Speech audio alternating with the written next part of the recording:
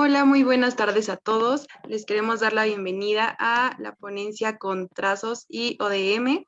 Estamos muy contentos de poder participar juntos y pues muy agradecidos de la misma manera. El Comité de Ciudad de México se contactó con Trazos para realizar esta ponencia que esperamos que les guste demasiado. También quiero recordarles que pues Trazos no tiene ningún fin político ni asociado con nada, entonces es totalmente eh, laico. Y bueno, quisiera dar la bienvenida y que la bienvenida la dé con unas palabras nuestro presidente nacional de ODM, Gabriel Romo. ¿Qué tal? ¿Cómo están? Pues muy buenas noches a todas y a todos. Antes que nada, les queremos ofrecer una disculpa. Como saben, siempre se tienen problemas técnicos con esto de la tecnología, pero lo importante es que ya estamos aquí. Para mí es un gusto que esta noche podamos colaborar con Trazos, una organización que, al igual que nosotros, también está en la búsqueda de poder mejorar nuestro metro cuadrado, de poder aportar cosas interesantes a nuestro país. Es por ello que hoy en día, jóvenes entusiastas, estamos tomando la batuta, estamos levantando la mano para poder generar acciones de alto impacto. Hoy vamos a tener un conversatorio muy interesante referente a las políticas ambientales que tenemos hoy en día en México, cómo se han manejado en un pasado, cómo están hoy en día y qué es lo que nos depara en el futuro. Es por ello que me siento muy contento porque las personas que van a estar participando junto con nosotros tienen una expertise muy grande en este tema y va a ser cuestiones de mucho valor, por lo que espero que todas y todos los que estén sintonizando en este momento la transmisión en vivo, pues puedan de ahí surgir preguntas interesantes, las cuales con mucho gusto se van a poder resolver y pues a nombre de la Organización Democrática Mundial, les damos las más cordiales de las bienvenidas a este conversatorio y les agradecemos mucho que estén apoyando estas causas, que son las causas para mejorar a México. Muchísimas gracias. Muchísimas gracias, Gabriel. Y ahora le voy a dar la palabra a coordinador de Ciudad de México, Fernando Carreón, que nos va a apoyar con las semblanzas de nuestros compañeros de Trazos. ¿Qué tal, amigos? Muy buenas noches. Pues primero vamos a empezar con mi querida Yasmín Solís, es la directora general de Trazos. Pues platicarles un poquito sobre ella. Sus líneas de investigación son la ecología política en torno al acceso, uso y manejo de los recursos forestales, gobernanza y participación social, género, desarrollo rural y vulnerabilidad frente al cambio climático. Desde el 2010 colabora en distintos proyectos de investigación, los cuales se desarrollan principalmente en el medio rural. Actualmente trabaja en su proyecto doctoral en la línea de gobernanza, participación y representación en el manejo forestal con perspectivas de género, además de que en sus tiempos libres practica danza afro. Pues un gusto presentar a mi querida Yasmín. Gracias, Fernando. Continuamos con Carla Peña, que es nuestra colaboradora de diseño. Pues bueno, un poquito sobre Carla. Ella realizó su proyecto de maestría en el Laboratorio Nacional de Ciencias de la Sostenibilidad del Instituto de Ecología de la UNAM, identificando con herramientas estadísticas los factores socioeconómicos relevantes en la productividad del cultivo de café en México. Ha colaborado en proyectos relacionados con la defensa de semillas como el bien común, y en sus tiempos libres disfruta practicar danza hawaiana y pintar con acuarela. Muchas gracias por la introducción y por la invitación. Gracias a ustedes. Continuamos con Enrique Lozada. Él es coordinador de vinculación externa. Bueno, pues Enrique, él, pues los viajes, los museos y la naturaleza son algunas de sus grandes pasiones, las cuales han cristalizado a través de la divulgación de la ciencia sobre la biodiversidad mexicana y sus investigaciones sobre el medio ambiente y sostenibilidad. La primera de sus pasiones la ha vivido desde hace más de 10 años en distintos museos de arte y ciencia. Actualmente investiga la comunicación de la ciencia dirigida a funcionarios de gobierno con el objetivo de conservar la biodiversidad en México. Muchas gracias por la presentación. Por nada, continuamos con Carla Rivera. Carla es la coordinadora de publicaciones. Ella, sus investigaciones abarcan los temas de análisis socioecosistémico, estado ecológico de sistemas acuáticos y evaluaciones de política ambiental. Ha colaborado en diversos proyectos de investigación y desarrollo y desarrollado trabajos con comunidades, principalmente en zonas rurales y periurbanas de México. Su objetivo es buscar estrategias que promuevan la conservación de ecosistemas y la transición hacia modos de vida sostenibles. Gracias, Fernando. Por nada. Y por último, vamos a presentar a Xóchitl García. Ella es la coordinadora de comunicación y redes sociales. Sus investigaciones se han enfocado en temas costeros desde la licenciatura en Ecología Marina y la maestría con políticas públicas pesqueras de tiburón en el norte del país. Sin embargo, al no haber límites en la ciencia, también trabajó en el Centro de Cambio Global, científica y cambio climático. Desde pequeña ha sido amante de la naturaleza y le encanta viajar. Además, le gusta subir montañas, la fotografía de paisajes y hacer actividades al aire libre. Gracias por la invitación. No, gracias a ustedes por estar aquí en este conversatorio de ODM. Pues les dejamos el micrófono abierto para que puedan platicarnos un poquito más sobre esto. Ok, muchas gracias por la presentación, Fernando. Y ahora sí vamos a dar inicio a la charla. Les voy a compartir la pantalla. Justo en Trazos, que somos una asociación civil que trata temas de medio ambiente y sustentabilidad, tenemos expertise en varias líneas, pero el día de hoy, con la invitación que nos hizo ODM, decidimos hablarles un poco acerca de este tema que es fundamental y que nos gustaría hacer mucho énfasis en que desde hace mucho tiempo no solo es interés de personas amantes de la naturaleza, de biólogos, de ecólogos, sino es una preocupación que se comparte completamente de manera transversal con la sociedad, que justo son las políticas públicas ambientales. Queremos platicarles un poquito del pasado, el presente y el futuro. Digo, no vamos a ser tan específicos porque son bastantes años.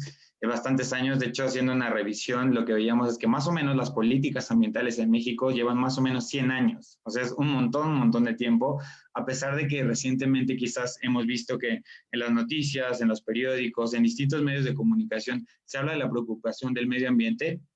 No es algo de ayer o de antier, sino que lleva bastante tiempo desde el siglo pasado.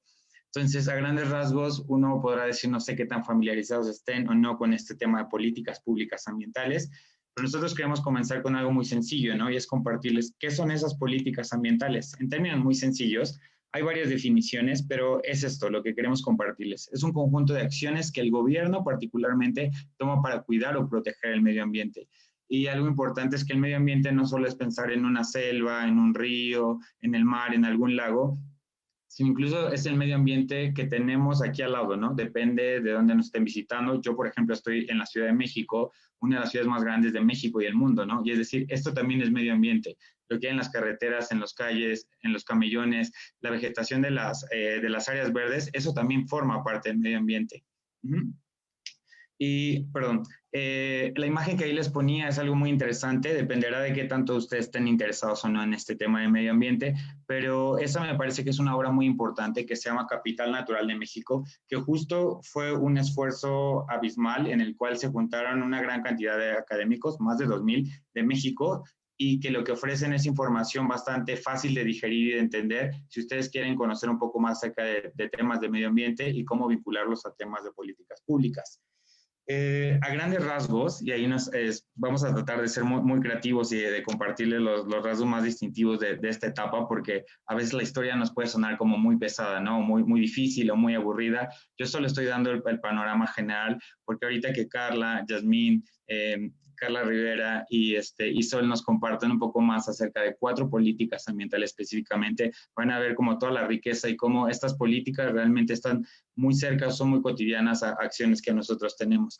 Entonces aquí les muestro como estos 6 grandes momentos como cruciales de la historia de las políticas, y pues si recuerdan sus clases de primaria, de secundaria, justo esto tiene que ver con el momento de la revolución, ¿no? 1920, que es como el primer momento en el cual se habla acerca, en ese momento no se decían políticas ambientales, ¿no? Políticas públicas del sector ambiental, porque todavía no era un concepto que hubiera surgido. Sin embargo, en ese documento, como yo lo recuerdo mucho como de efeméride de la primaria, la Constitución de 1917. Aquí lo más interesante que queremos decirles es que en ese documento tan importante de las leyes mexicanas, se empezaba a hablar de la preocupación de la naturaleza, y particularmente en esa época hubo un personaje que se llama Molina Enríquez, que hablaba de una frase que me parece muy interesante.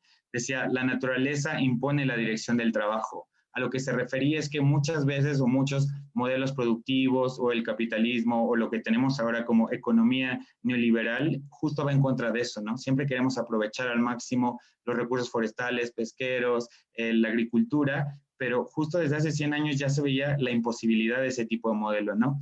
Pasando después a los 30, los 40 del siglo pasado, se habla de los primeros inicios de la conservación. También dependerá de qué parte del país estén, pero hay distintas áreas naturales protegidas, ¿no? Por ejemplo, los primeros que se crearon fue el Desierto de los Leones, que está aquí entre la Ciudad de México y el Estado de México, pero si ustedes piensan también en el Caribe mexicano, Tulum es una reserva, Siancán, habrá otras como el Parque Nacional Iztapopo, el Nevado de Toluca, o sea, hay una gran cantidad de áreas naturales protegidas que justo comenzaron a surgir en esta segunda etapa de la política ambiental.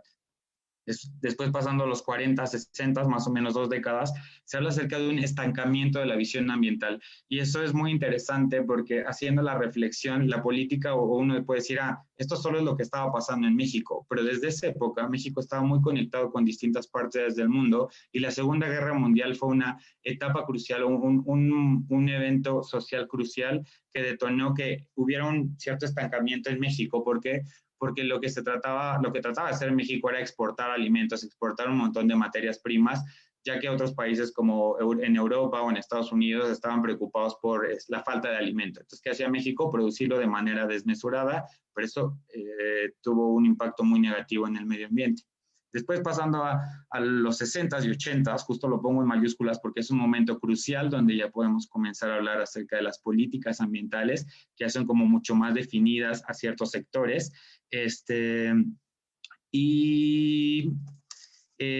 Hay uno de los cambios radicales que tiene que ver, como uno diría, el medio ambiente, que tiene que ver con la ganadería y esta cuestión. Pues bueno, a partir de esa época de los 60 se comenzó a modificar la dieta de los mexicanos, ¿no? Empezamos a ser más carnívoros, empezaron a consumir mayor cantidad de puercos, de borregos, de becerros, de vacas, y eso implicó como una gran modificación de los ecosistemas.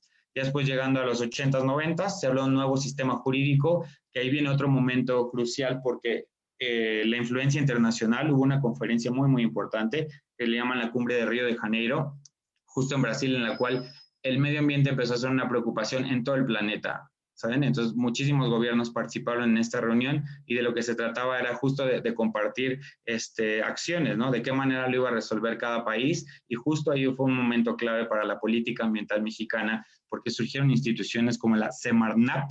Ahora tenemos la Semarnat con T, pero en ese momento era la Secretaría de Medio Ambiente, Recursos Naturales y Pesca, pero que años después ese sector fue sacado de esta secretaría, ¿no? Entonces, los 90s es una época crucial para la política ambiental mexicana. Varios de los que estamos hoy como ponentes, pareciera que justo cuando íbamos naciendo, también nacía la política ambiental en forma, ¿no? Entonces, es un momento crucial para la conservación, la protección del medio ambiente en este país. Y posteriormente hay una que llaman como una última etapa, que es de los 90s a la fecha. Ahí está marcado el 2016, pero bueno, 5 años más, 5 años menos. Y habla acerca de la integración de lo ambiental en el desarrollo. Ustedes han escuchado seguramente el término de desarrollo sustentable. Si alguno de ustedes revisa el Plan Nacional de Desarrollo que entrega cada gobierno, cada 6 años, pues se darán cuenta que el tema ambiental es muy, muy importante, ¿no? Tiene que ver con cuestiones energéticas, con cuestiones de alimentación, con cuestiones de salud, incluso con cuestiones de cultura, de turismo, de fuentes económicas. Entonces, lo único que quiero decir en esta primera parte es que el tema ambiental es fundamental y es un elemento clave dentro del desarrollo, dentro del crecimiento del país, y que no está peleado con seguir conservando, con tener áreas naturales protegidas. Ahora sí, nada más termino con esto. Existen una gran diversidad de políticas ambientales, como estas 3 que les pongo aquí. conservación de la biodiversidad, cambio climático y territorio. Hay muchos más sectores, pero en esta ocasión decidimos hablarles de 4 porque tenemos a 4 grandes expertas, son dos Carlas, Yasmín y Sol, que nos van a hablar de pesquería, de agricultura, de recursos forestales y de agua, que nos van a poder permitir entender un poquito más a profundidad, un poco esta línea del tiempo que ya les mostré, estos grandes momentos por los que ha pasado la política ambiental mexicana. Y pues ahora le voy a dar la palabra a Sol, que es la primera la primera que nos va a hablar de política pesquera. Ella es muy experta en estos temas. Te doy la palabra, Sol, y me vas avisando cuando quieras que adelante. Gracias, muchas gracias, Quique. Pues bueno, no soy una experta tampoco, pero voy a dar lo poco que he leído sobre el tema. Pues en primer lugar, poner en contexto cómo estamos a nivel nacional respecto a nuestros recursos pesqueros. México tiene más de 11,000 kilómetros de litorales, por lo que es una actividad, la pesca, muy importante para el sector primario. Y de hecho, en los litorales mexicanos se capturan más de 2 millones de toneladas de peces, de los que destacan la sardina, el camarón, la mojarra y el atún, que son los más conocidos, pero no los que más pescamos, ¿no? Eh, y además de ellos se desprende casi 300,000 personas que dependen directamente de la pesca, o sea, pescadores y apicultores, y de ellos, más de 3 millones que se emplean directa o indirectamente de la actividad, y aproximadamente 16,000 restauranteros que también utilizan los recursos pesqueros. De ellos, pues ya los consumidores, que podríamos ser hasta 120 millones. Entonces, la pesca como actividad pues requiere de la generación de conocimiento como soporte de la administración, y que justo como una política integral debería de basarse en el uso sustentable de los mismos, por lo que estas políticas han ocurrido en diferentes contextos, tanto políticos, económicos como sociales, que iré mencionando en la siguiente, por favor. Para entenderlas un poco hay que irnos al pasado, y yo lo desarrollé a partir de 1970, donde hubo una época que se llamó que la llamé el desarrollo planificado de la pesca, a partir del presidente Luis Echeverría, con la expansión de la zona económica exclusiva a las 200 millas. Es cuando los pescadores empiezan a estar dentro de los apoyos crediticios nacionales y se crea una ley federal para el fomento de la pesca. Antes ya existían leyes, pero esta ley es como la que llaman para el fomento de la pesca, que buscaba atraer pescadores nacionales, ya que nuestros recursos pesqueros eran aprovechados por el extranjero, sobre todo por Japón y Estados Unidos. Después viene una crisis financiera y crisis pesquera que incluye la devaluación del peso en México, que eso fue en los 90s, y desde los 80s empieza la crisis pesquera, empiezan a disminuir los volúmenes de pesca y se crea la Organización Latinoamericana de Pesca. Además de que en esta crisis pues se cierra el Banco Nacional de la Pesca por la misma crisis, y a nivel internacional ocurre una conferencia internacional sobre pesca responsable, que ya empiezan a regular la captura de las especies. Después comienza como adopción del enfoque de desarrollo sostenible a nivel internacional, con el presidente Ernesto Zedillo desde el 94 y hasta ahora. Se crean muchas de las instituciones como las que ya mencionó Enrique, y justo quería ahondar en este punto de que Semarnat se quita el apellido de Semarnat, que incluía la pesca, y es ahí donde la ruptura entre Semarnat y Zagarpa, que es la Secretaría de Agricultura, Ganadería y Desarrollo Rural, hace que los recursos pesqueros sean vistos desde un lado como biodiversidad y desde el otro como desarrollo económico, por lo que ello ha generado muchos conflictos institucionales por la misma distribución de competencias de cada una de las instituciones. Además, se crea la Ley General de Pesca y Acuacultura Sustentables y el Programa Sectorial de Desarrollo Agropecuario con el presidente Felipe Calderón, que vino a dar paso como a muchas de las regulaciones e instrumentos que tenemos hoy en día para la regulación y tratar de frenar la pérdida de biodiversidad de muchas de nuestras especies. La que sigue, por favor. Para entender el estado actual del sector, es necesario indicar que actualmente se encuentra representado por dos grandes flotas, o bueno, no grandes, sino una más grande que la otra, la pesca artesanal o ribereña y la pesca de mediana altura. La pesca ribereña, más o menos tenemos el 80% de toda nuestra pesquería, y la de mediana altura, que es como la camaronera o atunera, el 20%. De ello, hay pocos estados que hablan sobre el aprovechamiento el estado del aprovechamiento de nuestros recursos, en el que está un estudio de 2011 que menciona que 46.3 de los recursos están aprovechándose al máximo y se consideran en sobrepesca el 28.6, mientras que en desarrollo solo el 6.9 y 18 están colapsados. Eso quiere decir que las regulaciones han dado frutos, no siempre buenos, pero han dado frutos. Y justo, no sé si pueden ver que México, en esta grafiquita que puse aquí, en 1976 la producción era del 39% y aumentó el doble, o más o menos el doble, un poquito menos, el 60% ahora, y en valor aumentó igual el 54%, y no solo en México, sino en todos los países en desarrollo. Además, pues hemos tenido una continuidad de las políticas, pero lo que creo yo que hace falta es una evaluación, porque tenemos diferencias significativas entre las flotas pesqueras. En 2020, que pasamos por la pandemia, pues hubo una crisis financiera pesquera, porque no había pues pesca, no salida de pesca, pero además todo el producto que ya se tenía pescado, pues no había dónde venderlo.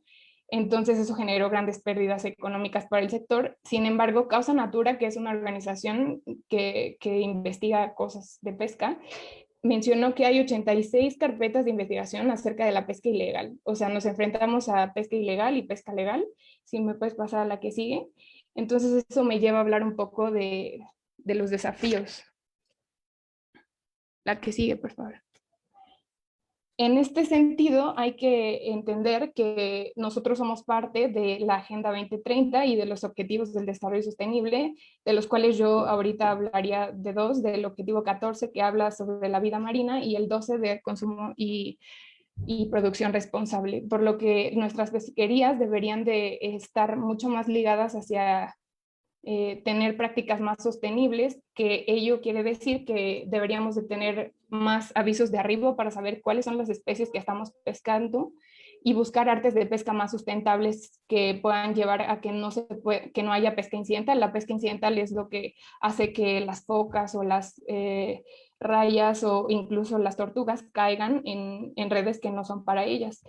Además, es necesario entender que aunque tengamos todas nuestras regulaciones posibles en el sector, necesitamos una participación entre las políticas de conservación junto con las de aprovechamiento, y que debe haber una participación de todos los actores involucrados en la pesca para las reglas y las decisiones, ya que ellos son las que las aplican, y a veces pues a quien nos gusta que nos pongan reglas sin que nos tomen en cuenta, ¿no? Además, uno de los principales problemas de las pesquerías es el intermediarismo, porque no hay mercados justos. Al pescador se le paga mucho menos de lo que nos llega a la mesa. Por ello también necesitamos trazabilidad de la pesca, o sea, saber desde dónde viene lo que comemos, y es responsabilidad nuestra también tratar de consumir lo que se produce en nuestro país. Entonces, para finalizar quisiera decir que estas interacciones que hay entre la pesca tienen efectos en cascada. ¿Qué quiere decir? Que nos enfrentamos con más de una problemática en el sector pesquero. O sea, nos enfrentamos con la contaminación de los hábitats marinos, que funcionan como albergues para muchas de las especies, al igual que la presión pesquera, tanto legal e ilegal, además de los microplásticos, del cual casi 40% de los plásticos que hay en el mar son provenientes del mismo sector pesquero, y las especies invasoras, que también están llegando como a desplazar a otras especies, y pues igualmente el cambio climático, que desencadena pérdida de biodiversidad, disminución de las poblaciones, acidificación del océano, aumento de la temperatura del agua, y pues que afecta a nosotros, porque somos los que comemos el pescado del que viene todo aquello. Pero bueno, eso sería todo.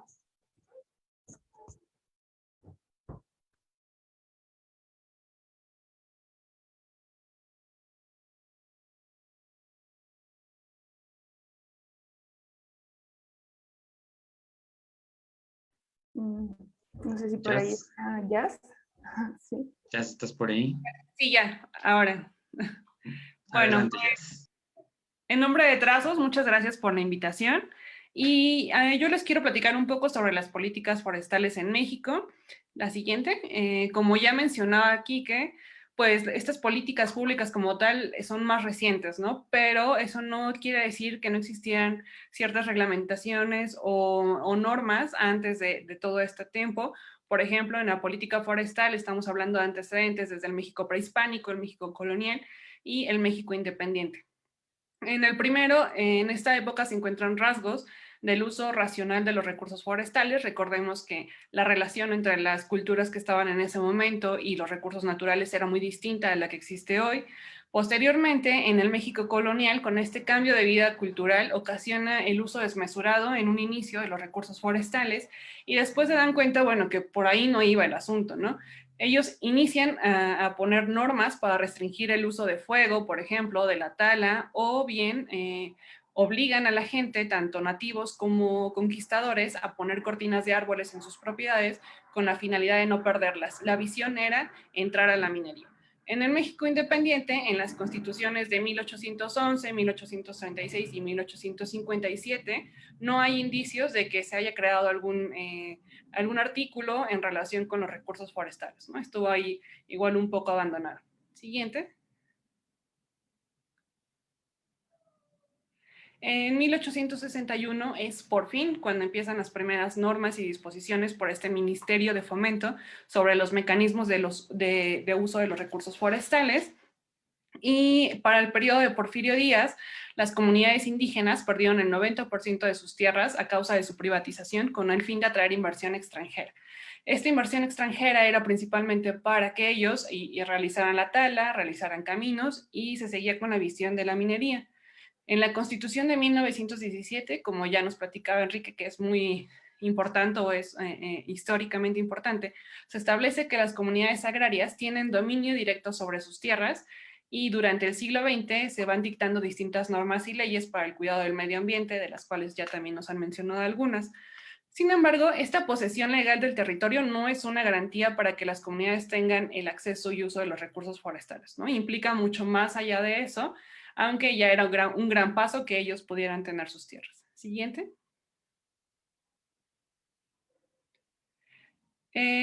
La primera ley forestal se da en 1926 y como se darán cuenta, pues esto ya es casi 100 años, ¿no? Es realmente mucho tiempo, porque los recursos forestales era uno de los principales recursos que se dan cuenta que era muy importante en la política nacional.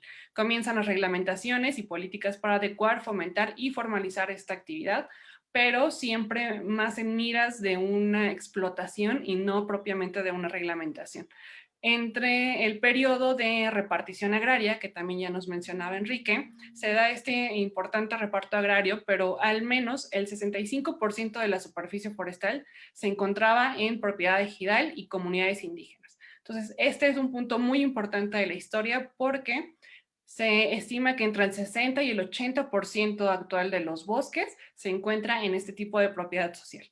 En 1940 se remarca la idea de que el desarrollo del país debe basarse en la agricultura y empieza lo que ahora conocemos como Revolución Verde, que más adelante Carla nos hablará de eso. Y en la década de 1950 se establecen vedas forestales que implican la prohibición del uso de madera tanto para concesionarios como para campesinos. Entonces, este tipo de normas que se van aplicando también nos llevan, digamos, a otros problemas, porque estas vedas que se realizaron daba paso a la tala ilegal, ¿no? Pero además era un gran problema porque ni siquiera los propios campesinos o la gente de las comunidades rurales tenían el permiso de usar la madera o la leña para uso doméstico. Entonces, realmente había ahí un gran problema. Siguiente. Gracias. En la década de 1970, las concesiones denominadas unidades industriales de explotación forestal dejaron de tener poder y comenzó el crecimiento de las primeras empresas sociales forestales. Estas primeras empresas forestales no tuvieron tanto éxito porque no había un acompañamiento técnico, las comunidades no tenían conocimiento, no tenían recursos económicos, la maquinaria, etc.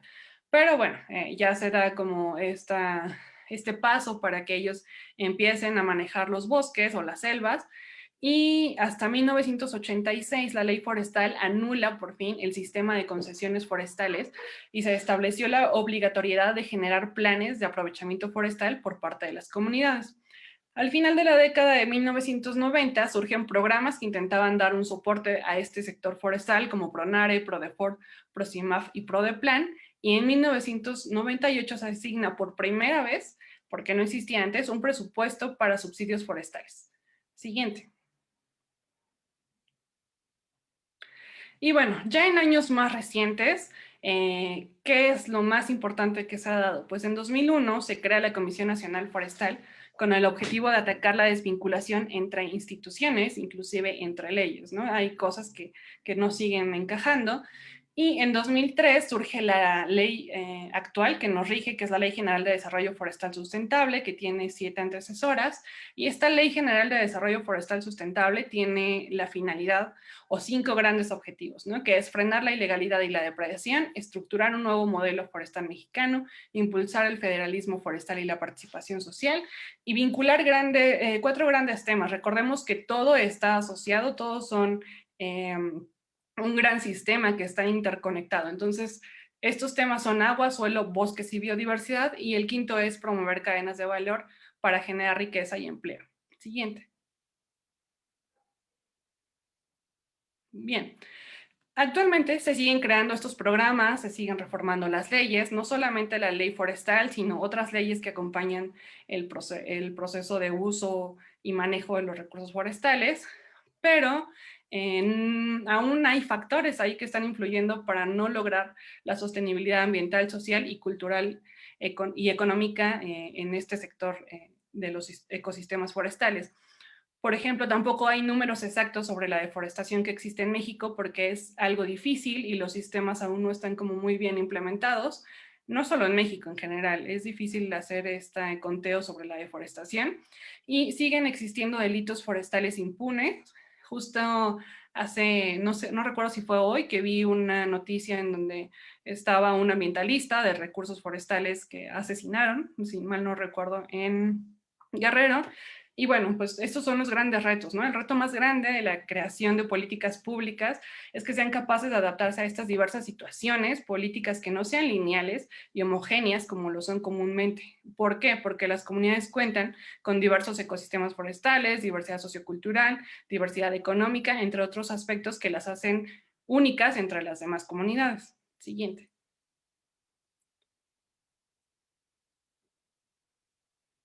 Gracias. Y bueno, ya para finalizar esto, muy grandes rasgos, yo considero que uno de los desafíos y el futuro de la política forestal en México tiene mucho que ver con la igualdad de género y con la inclusión de esto. Como mencionaba Sol, aquí tenemos dos de la agenda de medio ambiente, que uno sería la igualdad de género y la otra, donde incluyen a los ecosistemas forestales, es vida de ecosistemas terrestres. Como ya mencioné, la propiedad social, las comunidades y los ejidos son muy importantes. Entonces, a través de ellos es que se realiza la gobernanza de estos recursos, pero pensemos en quiénes están accediendo o quiénes están tomando las decisiones para poder decidir sobre ellos. En 2014 solo existían, por ejemplo, 3.85% de mujeres como presidentas de bienes ejidales comunales. ¿Qué tienen que hacer las mujeres para poder acceder a estos puestos de representación?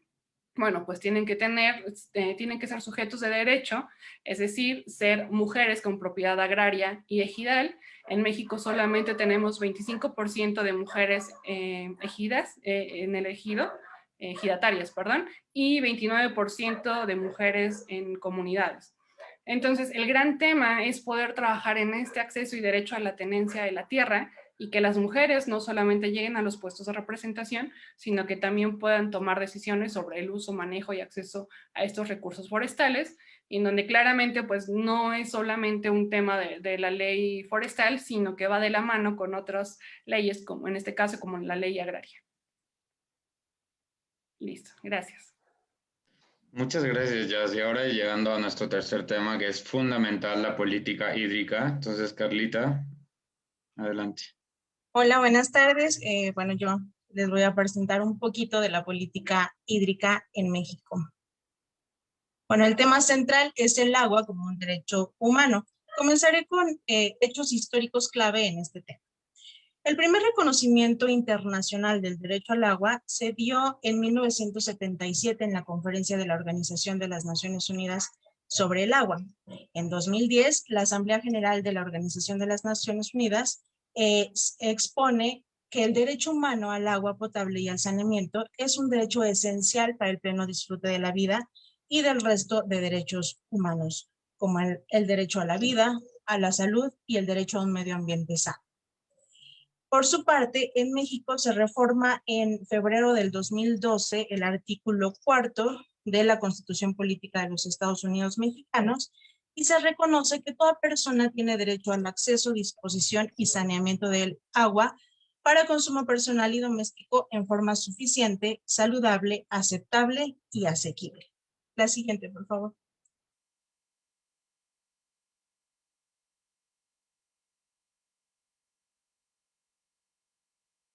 La siguiente, por favor. Gracias. Bien, ¿cuál es el marco legal de esta política hídrica en México?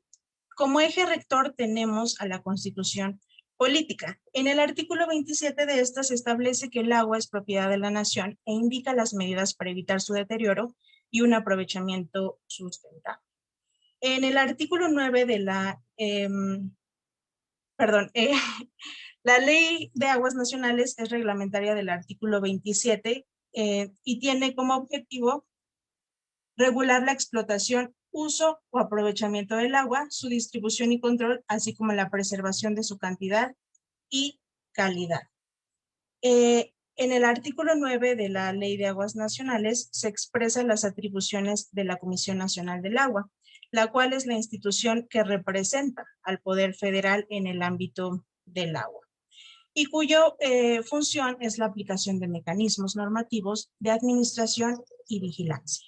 Por su parte, los municipios tienen la responsabilidad de llevar a cabo las funciones operativas en materia de agua potable, alcantarillado y saneamiento.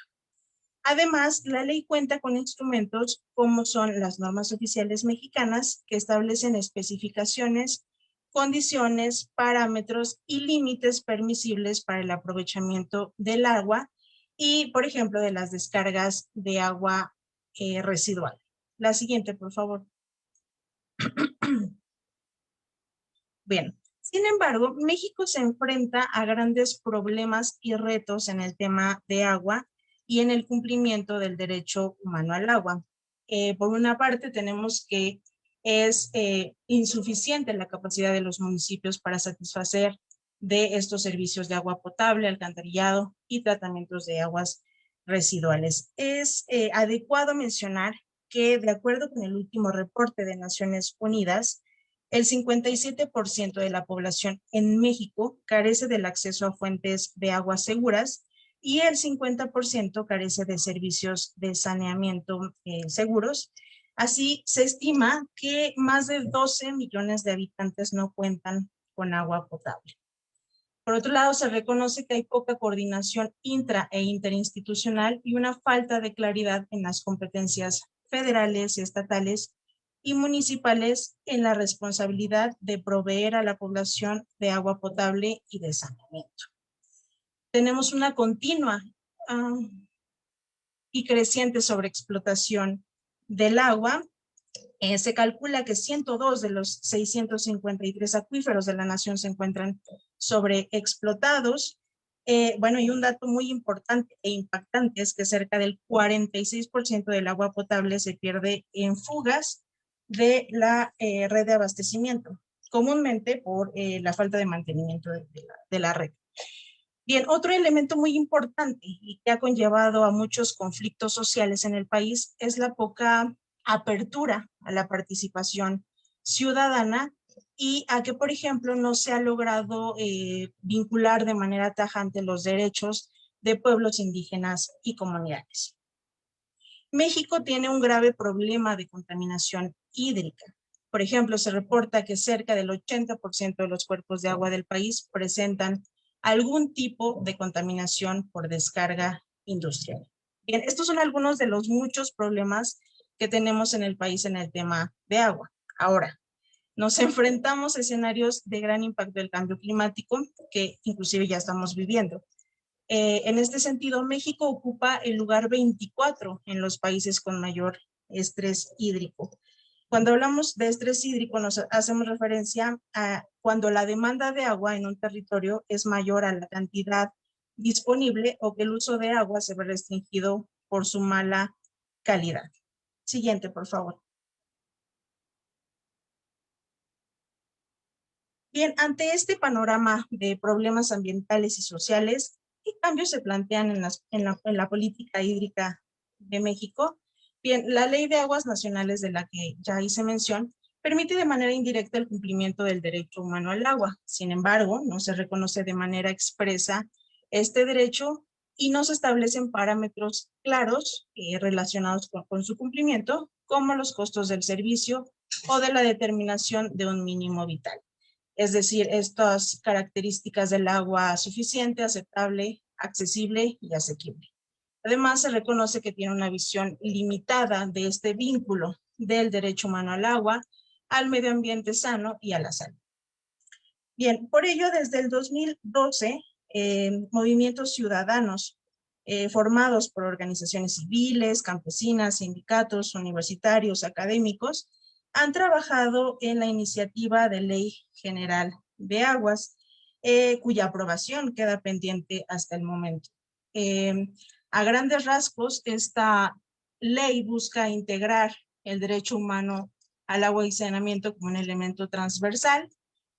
Presenta una regulación más robusta del recurso hídrico, de los ecosistemas y del ciclo hidrológico, integrando elementos como una visión bajo cuencas hidrológicas, zonas de recarga, conservación ecológica, para atender estos problemas de falta de coordinación intrainstitucional.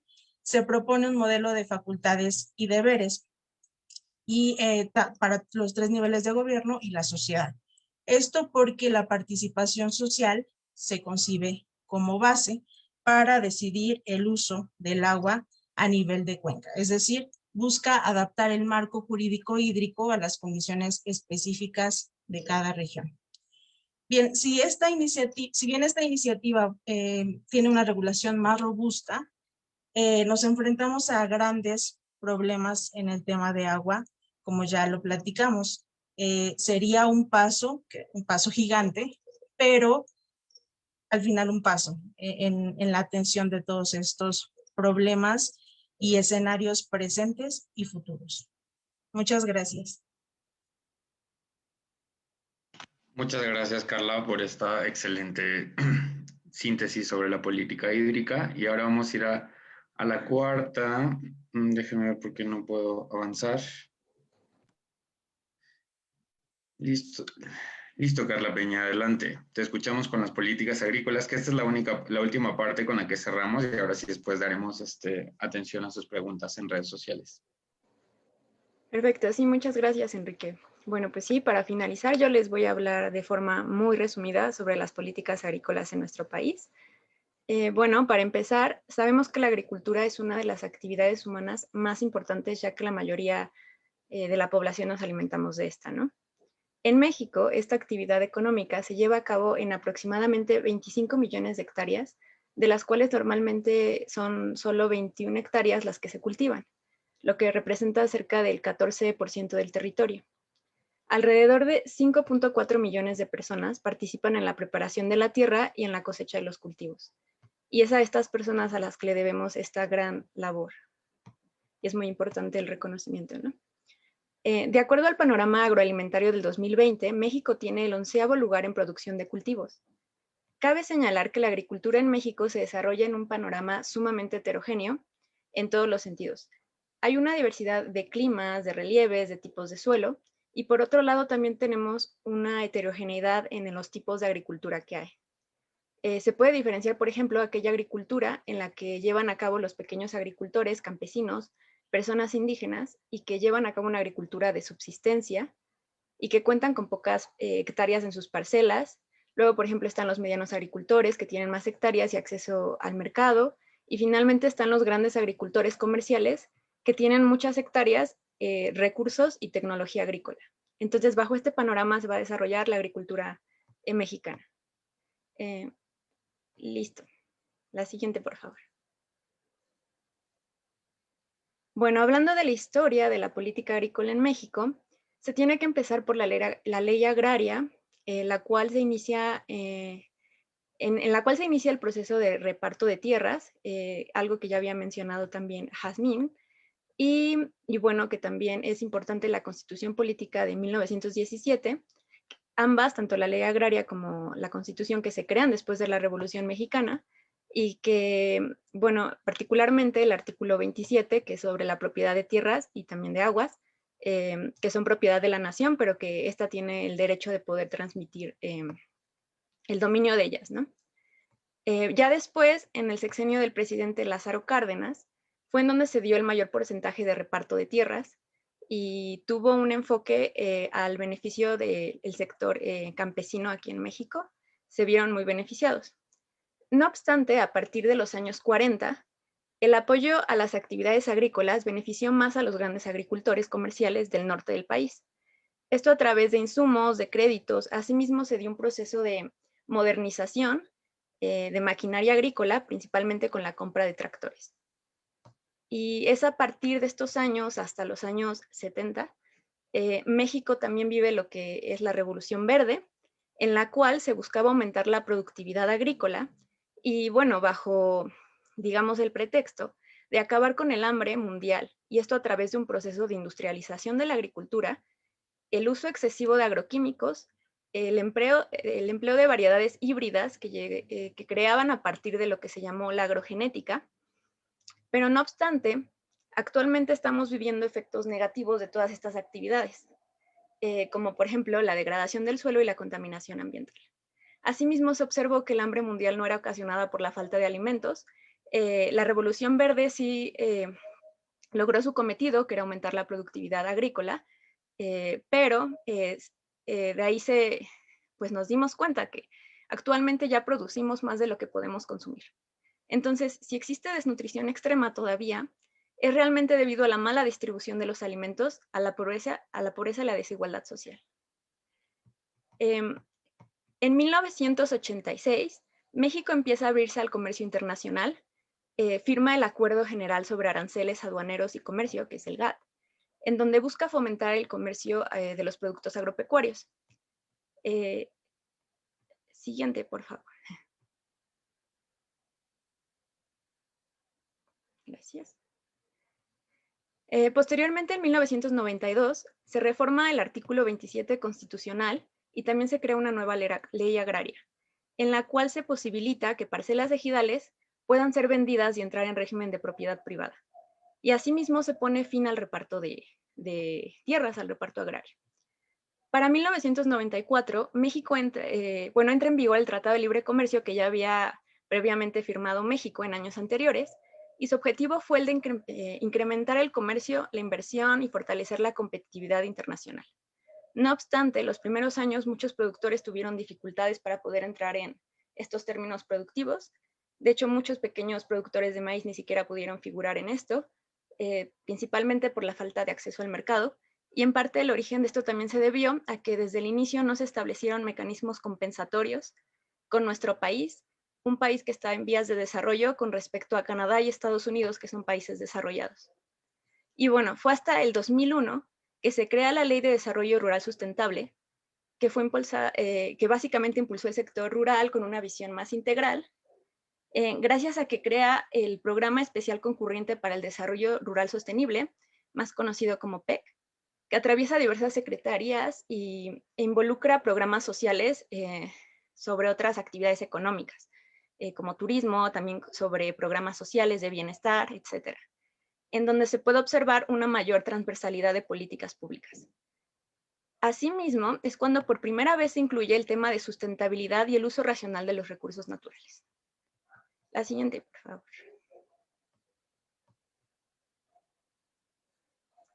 Ahora bien, en el presente, dos de los objetivos del desarrollo sostenible tienen que ver con la agricultura. Uno es el objetivo 2, que es el hambre cero, en el cual se busca terminar con todas las formas de hambre y desnutrición para el año 2030. y que todas las personas tengan acceso a una alimentación suficiente y nutritiva, todo el año, siempre. Esta tarea implica promover tanto prácticas agrícolas sostenibles, y esto a través del apoyo a pequeños agricultores, con el acceso igualitario a la tierra y la tecnología, y también el acceso a los mercados. También el Objetivo de Desarrollo Sostenible 12 busca garantizar modalidades de consumo y producción sostenibles. Asimismo, actualmente el Plan Nacional de Desarrollo tiene algunos programas que buscan mejorar las condiciones rurales de las personas agricultoras a través de apoyos económicos principalmente. Por ejemplo, están los programas que corresponden a la Secretaría de Cultura, bueno, la SADER, como la protección para el bienestar, bueno, el programa de producción para el bienestar, perdón. Otro que tiene que ver con crédito ganadero, otro que tiene que ver que regresaron los precios de garantía a los productores del campo, otro programa de fertilizantes para el bienestar, uno para la canasta básica, y también hay uno que es de la Secretaría de Bienestar, que se llama Sembrando Vida, que busca atender la pobreza rural y también la degradación ambiental, con miras a aumentar la productividad agrícola. Y finalmente, cabe resaltar que en el 2020 se publicó en el Diario Oficial de la Federación la Ley Federal para el Fomento y Protección del Maíz Nativo, que reconoce a la producción, comercialización y diversificación del maíz nativo como una manifestación cultural. Y esto es un logro importante en términos de proteger la diversidad biocultural que caracteriza a nuestro país. Siguiente, por favor. Y bueno, finalmente, los desafíos que enfrenta la agricultura se parecen muchísimo a los otros desafíos que ya mencionaron mis compañeras. Bueno, para empezar, de acuerdo al INEGI, seremos 230 millones de personas en México para el año 2050. Esto significa que va a aumentar la población y tenemos la necesidad de aumentar la producción de alimentos de una manera sostenible. Aparte de todo, tenemos los efectos del cambio climático que pueden llegar a reducir hasta el 25% de la producción agrícola del país. Eso se espera para el año 2080. Por si fuera poco, aparte el 53% del territorio presenta algún tipo de degradación, bueno, algún tipo de erosión, ya sea química, hídrica, y a un grado diferente de degradación del suelo. Y aparte el aspecto social, que más del 70% de los campesinos viven en pobreza, 26.3 millones viven en la pobreza extrema y 50% de los niños del medio rural están desnutridos. Este es el panorama presente que seguimos teniendo. Son los desafíos que enfrentan las políticas públicas enfocadas al sector agrícola y al sector rural. Y bueno, para lograr la sostenibilidad se han propuesto métodos agroecológicos que involucran la diversificación de los sistemas agrícolas, que considera tanto la diversidad que está asociada a los cultivos, a los suelos y también a las prácticas milenarias y tradicionales que llevan a cabo todas estas personas agricultoras. Y finalmente yo creo que sería todo. He terminado. Muchísimas gracias, equipo de Trazos. En verdad estamos demasiado agradecidos por esta ponencia. Gracias, Quique, gracias las dos Carlas, gracias, Xochitl, gracias, Yasmín. En verdad fue una ponencia muy, muy fructífera. Ahora sí que nosotros como organización también estamos viendo un poco a fondo los ODS y pues está increíble que ustedes nos pudieran nutrir un poquito más con esto. Y bueno, pues mi compañero Marco, que es el coordinador, coordinador general de Ciudad de México por parte de ODM, les va a leer las preguntas que nos hicieron vía Facebook. Entonces, Marco, no sé si estás por ahí. Sí, claro, Dani. Pues, como bien decía, muchísimas gracias por esta increíble ponencia y pues les voy a dejar algunas preguntas que pusieron en la transmisión. La primera es de Joel Rodríguez y nos dice, ¿cómo podríamos lograr que México tenga un crecimiento económico y al mismo tiempo un desarrollo sostenible, tomando en cuenta que hay estados que dependen mucho del turismo? Yo aquí voy a ayudar, perdón, un poquito nada más a la moderación interna entre nosotros, pero muchas gracias, Marco. Carly. Sí, gracias. Gracias, Enrique. Bueno, para empezar, creo que puede ser fructífero si primero hacemos una diferencia entre crecimiento económico y desarrollo económico. El crecimiento económico básicamente es todos los ingresos que aumentan en un país, y el desarrollo económico se basa más en otro tipo de mejoras, no solo la económica, ¿no? Sino que tienen que ver con condiciones de las personas que viven en ese país y tiene más que ver con el bienestar social. Entonces, bueno, el crecimiento económico se puede medir como con el Producto Interno Bruto, y el desarrollo económico tiene más un índice de desarrollo humano, me parece, y este índice tiene otros indicadores adentro, ¿no? De salud, de pues el bienestar social, y también creo que de educación, me parece es ese, y hay otro que es el de económico, que es el Producto Interno Bruto per cápita.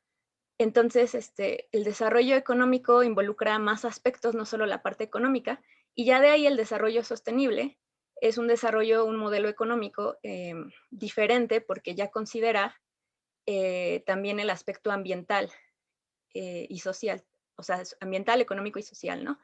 Entonces, básicamente la definición que se dio en el informe Brundtland, cuando aparece este término de desarrollo sostenible, es que es el desarrollo que satisfaga las necesidades del presente sin comprometer la capacidad de las generaciones futuras para satisfacer sus propias necesidades, ¿no? Entonces ya también tiene un tema como de bioética sobre las generaciones que vienen, no comprometer los recursos actuales, tener una mejor gestión de estos recursos, y bueno, el tema totalmente ambiental y ecológico que se adhiere, ¿no?, a esto. Entonces, me parece que decía algo sobre el turismo. Todas las actividades económicas pueden desarrollarse de una manera sustentable o sostenible si se considera este aspecto ambiental ecológico, ¿no? Entonces tenemos ya el ecoturismo o turismo sostenible, que intenta abarcar eso sin perjudicar como los ingresos que se obtienen por esta actividad. Asimismo, la agricultura sostenible y demás formas, ¿no?, de actividades que pueden ser sostenibles. No sé qué más quieran agregar.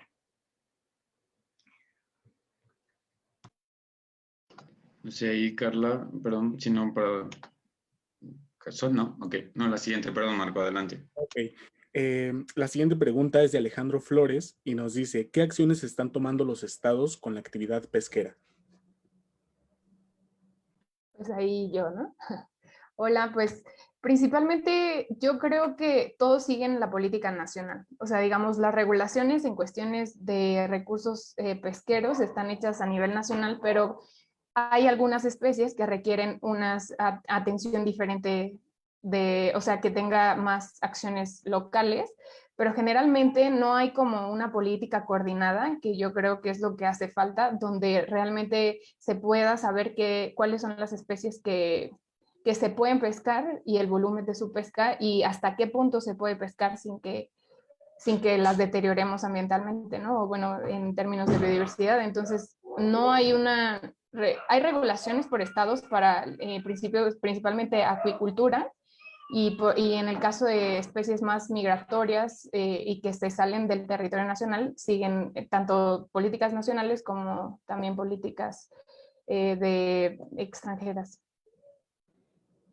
Y bueno, yo creo que en ese mismo tenor de ideas viene la siguiente, igual de Alejandro Flores, que nos dice, ¿cada regulación está pegada a las necesidades de los estados pesqueros o de las comunidades pesqueras? Pues no, no, el tema que yo conozco más principal es la pesca de tiburón, y en general yo creo que los pescadores, si alguno nos viera, estaría de acuerdo en que no se les toma en cuenta en muchas de las regulaciones. También hay que tener en cuenta que tenemos diferentes litorales, por lo que las regulaciones a veces están enfocadas o las comunidades tienen su forma de trabajar. Hay algunas comunidades que tienen mucho más cercanía con las instituciones, como en el caso del norte del país, y la diferencia en el sur del país, ¿no?, que realmente casi nadie va o hay mucho menos regulaciones. Entonces, en general, no hay una concordancia, sobre todo en términos ecosistémicos. No, la Carta Nacional Pesquera es el instrumento que nos ayuda a ver realmente de cada especie cómo debería ser su manejo, y muchas no están actualizadas desde 2004, como es el caso de los tiburones oceánicos. La siguiente es de David Falcon y nos dice, ¿en qué zonas está permitida y prohibida la pesca? Bueno, está prohibida en las áreas marinas protegidas, y hay otra regulación o instrumentos que se llaman vedas, que ayudan a tener como momentos específicos de la vida de los animales para que se puedan reproducir, y en ese momento está prohibida su pesca. Eso se regula en la Carta Nacional Pesquera también. Ok, y aquí nos dice Paola Montserrat, ¿hay un cierto límite al día para la pesca? No, no hay un cierto límite como tal. Los pescadores tienen una obligación de tener una bitácora de pesca donde van registrando todos los animales que pescan por especie o por nombre común, y tienen la obligación de llegar al puerto y dar un aviso de arribo junto con la bitácora de pesca para saber cuál es el volumen que se pescó al día, pero no hay un volumen establecido, excepto que sea para especies que lo necesiten o vedas permanentes que hay en el caso del tiburón ballena, de las tortugas, de las ballenas. Entonces hay regulaciones por especies, dependiendo de la especie puede ser la regulación, pero hay muchas otras que no están reguladas. La siguiente es de Ale Murillo y nos dice, ¿qué tanta importancia le está dando el gobierno federal a la implementación de la Agenda 2030 en temas ambientales? Bien, ahí yo podría aportar un poquito y ahorita no sé si alguien más de trazos quiere compartir. Pues yo creo que México y el gobierno mexicano siempre tiene muy buenas iniciativas, bueno, muy buenas intenciones y siempre se suma a los acuerdos internacionales, ¿no? Cuando dicen algún acuerdo y México es el primero en subirse al barco, pero a la hora de implementar, de ejecutar acciones, es donde hay una gran debilidad. Particularmente hay, incluso no sé si es el Senado de la República, sí creo que es la Cámara de Senadores, Cámara de Diputados, que hay todo un comité que se está encargando de implementar esta agenda, ¿no?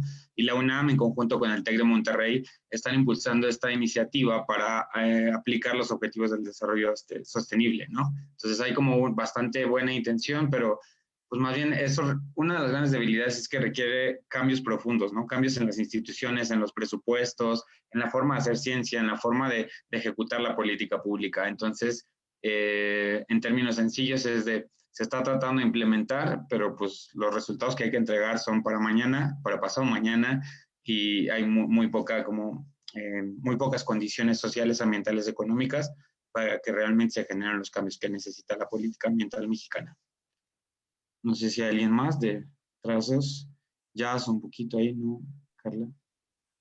Sí, pues justo como comenta Quique, esta iniciativa que tienen ahora la UNAM y el TEC de Monterrey es muy nueva. La importancia de esto es que están invitando no solo a gente académica, sino también a organizaciones civiles, estudiantes, sí, evidentemente la academia, gente que se dedica como a cuestiones de tecnología. Entonces, están intentando armar un grupo muy diverso para poder responder a estas diversas iniciativas que se intentan implementar desde México, pero la verdad es que apenas es un proyecto que está iniciando, del cual no podríamos decir qué resultados ha tenido ni nada, porque justamente a través de mí, Trazos está entrando a este proceso apenas y estamos ahí viendo a qué acciones nos podemos sumar, pero más adelante quizá ya podremos compartir algo de eso. Súper bien. La siguiente es de Stephanie Cabello y nos dice, ¿qué propuesta de política pública pueden recomendar para evitar que las empresas contaminen los ríos y mares y así evitar lo que pasó, por ejemplo, con el río Sonora, que a 7 años del derrame de 40 millones de litros de sulfato sigue contaminado? Ok, ahí voy yo. Pues bueno, es un tema muy complicado y creo que se basa justo en este tema de la base del derecho humano al agua. Entonces, yo creo que algo que se requiere necesariamente es un marco para la regulación de la generación de contaminantes. Como lo vimos, tenemos varias normas oficiales, por ejemplo, para que establecen los límites máximos permisibles de contaminantes en las descargas. Sin embargo, no tenemos algo que regule la generación, que siento que por ahí podría ir un poquito mi aporte. Y ya la vigilancia en el cumplimiento de las normas oficiales que ya tenemos actualmente. Y otra cosa que podría decir es hacer obligatorio el tratamiento de las aguas residuales. Es algo en lo que tenemos que avanzar muchísimo porque realmente, creo que estos 3 elementos necesitan trabajarse muchísimo, vigilarse sobre todo e implementarse estrictamente. para evitar este tipo de problemas y estos daños a la salud de la población. Yo ahí también me metería en decir que un mecanismo coercitivo de las empresas, ¿no? O sea, que se les pagara que hubiera un impuesto, porque realmente los límites máximos permisibles, bueno, si sumamos mi límite más el límite del de al lado más el límite del de al lado, ya son 3 límites, ¿no? O sea, ya superamos el límite del límite. Y ahí también me atrevería a decir que había una iniciativa del que contamina paga, pero no de la forma correcta como la mencionan los partidos, sino más bien de una iniciativa un poco más científica, de que realmente sea responsabilidad de las empresas todas las descargas de todos sus desechos, que se hagan responsables de ellos y si contaminan, resarzan el daño de alguna manera. Ok, la siguiente es de Shesit Hernández y nos dice, con el pasado incendio en el Ajusco me surge la duda si el gobierno federal tiene algún plan para la prevención y cuidado de los bosques y su fauna en la Ciudad de México. De ser así, ¿qué tan eficiente es? Sí, claro, o sea, sí. A nivel nacional es todo México, ¿no? Todos los países, todos los estados, todos los municipios. Entonces, específicamente aquí en la Ciudad de México sí existe un protocolo de incendios que está dado por la Secretaría de Medio Ambiente, que es la SEDEMA, y en este caso ellos tienen determinadas sus fases en las cuales hay como incendios prioritarios e incendios que no son tan importantes, ¿no? Y la finalidad de este protocolo, pues, es atender, controlar, combatir y terminar con los incendios. Sin embargo, justamente estas zonas de interfaz entre lo urbano y lo forestal, es decir, en donde hay edificaciones y demás, también tienen un tratamiento muy específico justo al ver este tema social, ¿no? De poder tener seguras a las personas que están cerca de estos incendios. Desconozco de manera muy específica cómo lo hagan, pero hay un tratamiento especial para estas zonas de interfaz. Y vi también por ahí una pregunta, bueno, que creo que era justo del Ajusco, ¿no? Y el Ajusco entra dentro de estas zonas prioritarias de atención de incendios. Es la zona prioritaria alta, la media y la baja. Y el Ajusco está en la alta. ¿Qué más? Bueno, no sé, me voy a adelantar, Marco, pero justo vi la otra pregunta que estaba relacionada a esto y que preguntan, pues, ¿cómo evitar estos incendios, no? Y es algo muy complejo, a lo cual no quisiera entrar tanto de lleno, pero hay que entender que estos incendios son provocados principalmente por los seres humanos. Entonces, la regulación en cuestión es porque todavía hay quemas agrícolas y pastoreo en la Ciudad de México, ¿no? En zonas como Milpa Alta, por ejemplo, tiene que estar muy regulada y el problema de las leyes muchas veces es que las sanciones, justo con este tema que nos comentaban también del agua, Sol y Carla, las sanciones a veces no están tan definidas en qué momento se empieza a dar un proceso para decir tú eres el culpable como empresa o tu persona fuiste el culpable, ¿no? Entonces ahí tiene que haber una regulación y un seguimiento de las cosas que suceden, porque si no hay personal para poder dar un seguimiento adecuado a estos procesos de incendios o de contaminación de aguas, de delitos en general con el medio ambiente, pues se pierde. Muchas veces cuando ya se hacen las denuncias o empieza un proceso legal es demasiado tarde. Entonces habría que tener eso en cuenta. Y en cuestiones también, regresando pues a esto del incendio, creo que también hay que pensar que más allá de decir, bueno, el gobierno es el encargado de tener un protocolo y de tomar acciones, también hay organizaciones civiles y personas, inclusive desde lo individual. No sé si lo han visto ustedes, seguramente sí, ¿no? Que te publican, si has visto un tlacuache, dale agua, dale fruta, si está herido, llama a tal número. Entonces, hay que considerar siempre esto, ¿no? Que el manejo sostenible de nuestros recursos en general no es únicamente el gobierno, entonces está involucrada la sociedad, el gobierno, las personas como individuos. Y bueno, en ahí quisiera cerrar, ¿no? Hay que considerar que los problemas ambientales y todo lo que sucede en torno no es únicamente el gobierno, sino que hay otras esferas que hay que considerar. Bien, pues la siguiente es de Stephanie Cabello Y dice, con respecto a la política hídrica, ¿qué opinión tienen con respecto a la ley que propuso en 2017 la exdiputada Wendy González en el Congreso de la Ciudad de México? No sé si tengan como el contexto de la ley, sino para buscarla.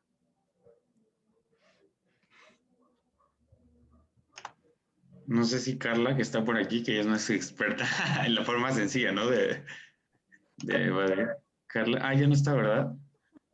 Sí, tuvo que atender un asunto. Ok. No, creo No, que lo que buscamos el contexto, sí. si quieres, pasamos a la otra. Y dice, ¿ustedes creen posible el progreso económico respetando los derechos humanos y la naturaleza? Sí. Sí. Dale, Carla, y yo después complemento. Pues ya enseguida cómo nos prenden ciertas preguntas, ¿verdad? Que yo creo que esa nos atraviesa completamente porque, o sea, creo que es lo que nos tiene aquí, ¿no? O sea, tenemos esa, quizás esta esperanza de que se pueda lograr y estamos haciendo lo posible desde nuestras trincheras, pero pues es algo que necesita, como decía Jazmín, de muchas otras iniciativas desde arriba, desde el gobierno, también desde abajo, desde organizarnos como sociedad, pero totalmente creo que sí es posible y si no, deberíamos intentarlo al menos, ¿no? O sea, esa es mi idea desde el alma y mi deseo. Ahora sí, Enrique, pues complementa. Gracias, Carly. Sí, yo lo que ahí quiero compartir es que cuando decimos, vivimos en México, o sea, tenemos que pensarlo a nivel individual, ¿no? ¿Qué significa vivir en México? O sea, es lo mismo vivir en Aguascalientes que en la Ciudad de México, que en Veracruz, que en Tijuana, o incluso dentro de la misma Ciudad de México. No es lo mismo vivir en el norte de la ciudad que en el sur, ¿no? En el suelo de conservación o en el suelo urbano. ¿A qué voy con esto? Que no se puede pensar con una sola política ambiental o una sola política en términos generales de educación, de cultura, para todo el país. Porque en términos sencillos dentro de México hay muchos Méxicos, ¿no? Hay 32 Méxicos y a su vez hay 2.456 municipios. O sea, la realidad que vive cada municipio es totalmente distinta. Si tú dices, hagamos una política ambiental para Baja California, que tiene 3, 4 municipios, será una cosa, pero si te vas a Chiapas o Oaxaca, que tienen más de 200, 300 municipios, habla de una complejidad completamente distinta. A lo que voy es que no puede continuar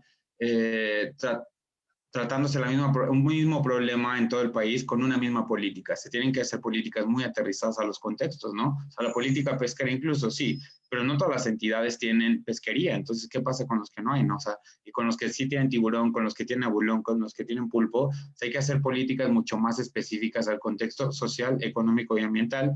En esa medida sí puede haber propuestas de desarrollo económico, de desarrollo social o de desarrollo sustentable, ¿no? Entonces, hasta ahí cierro.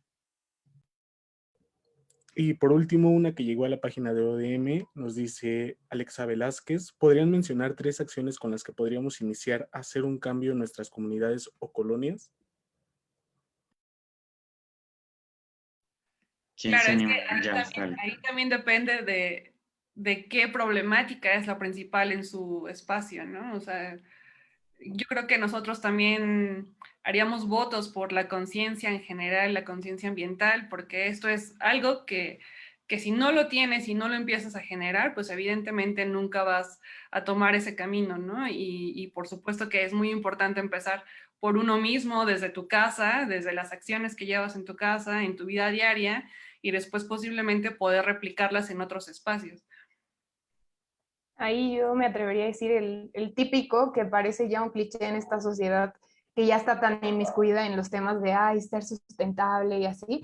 Las 3 R's de la sostenibilidad, ¿no? Recicla, reduce y la otra R, recicla, reduce y reutiliza. Reutiliza, ajá.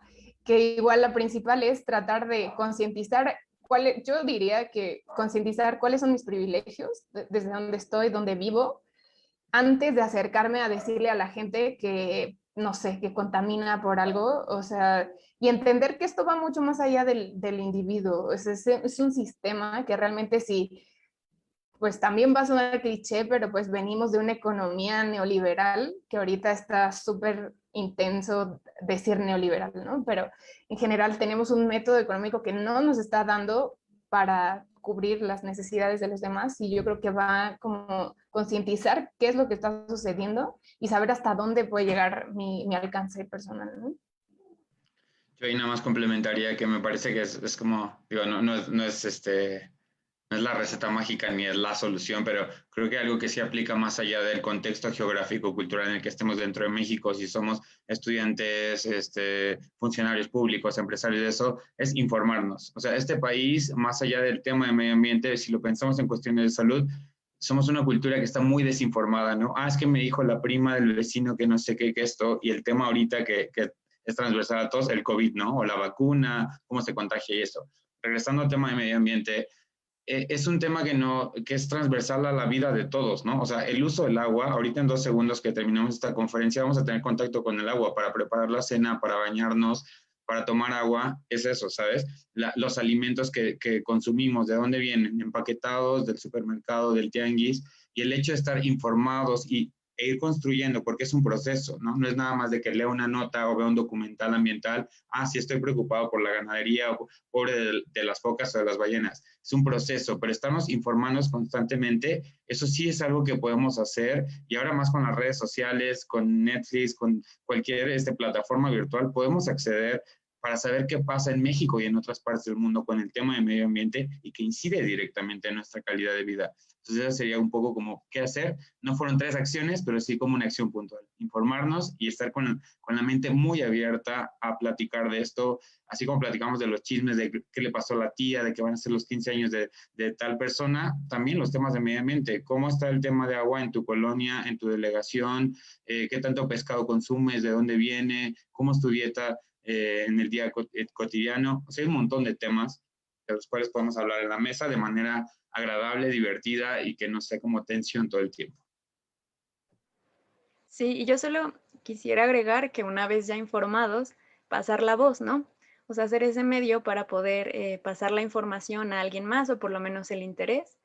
Y claro, o sea, a veces se critica mucho que pequeñas acciones no van a cambiar el mundo. Yo diría que a partir de esas pequeñas acciones se va sumando y sí podemos lograr un cambio. Podemos hacer presión incluso en el mercado. Siempre se tiene que ajustar. Ya lo vimos con lo de los popotes. Quizá hubo mucha crítica porque no había una conciencia ambiental real detrás de eso y tal vez se puso de moda. Es muy probablemente que sea cierto. Pero ir más allá, ¿no? Llegar a esa conciencia ambiental que decía Jazmín, hacer otras acciones que no solo se involucre popotes, a lo mejor dejar de consumir otro tipo de desechables, de plásticos, en todo, ¿no? Dejar de consumir menos, ver a través, o sea, los procesos que va detrás de nuestro consumo, tener un consumo responsable y ya sea en todo. Yo sé que en esta pandemia es difícil no estar pidiendo cosas para Amazon, bueno, por Amazon o estar, pero todo, o sea, pensar como todo, la contaminación que se genera en el transporte, si viene de otro país 1000 veces peor. Entonces, ese tipo de cuestionamientos que tenemos que llevarlos a cabo desde nosotros, a tomar acciones, tener un consumo también, apoyo, otra acción podría ser apoyen el comercio, digo, la economía local. Es una manera de apoyar tanto a tu localidad, de ir a comprar al mercado, en vez de ir a comprar al Walmart, por ejemplo, ¿no? Entonces sí se puede, hay varias acciones, por supuesto que todos tienen que poner un poquito pues, del granito de arena. Por supuesto que también tenemos que involucrarnos en informarnos sobre los gobernadores a la hora de elegirlos, sobre las propuestas, etcétera, ¿no? O sea, es parte de nuestro derecho y nuestra obligación también como ciudadanos. Y, y eso, hacer presión, porque con presión se han hecho varias leyes. La ley del fomento para la protección del maíz fue así. Tenemos también ahí una demanda colectiva que está frenando los transgénicos, en especial porque somos centro de origen del maíz. Entonces, cuando la gente se moviliza, se pueden hacer grandes cosas. Y lo hemos visto hasta en Change.org, ¿no? Cuando de repente hace mucho ruido en redes sociales. Entonces, podemos meter un montón de acciones que pueden tener un peso, ¿no? Siempre y cuando lo hagamos unidos y conscientes e informados, ¿no? Y pues no sé, ¿alguien más que quiera decir?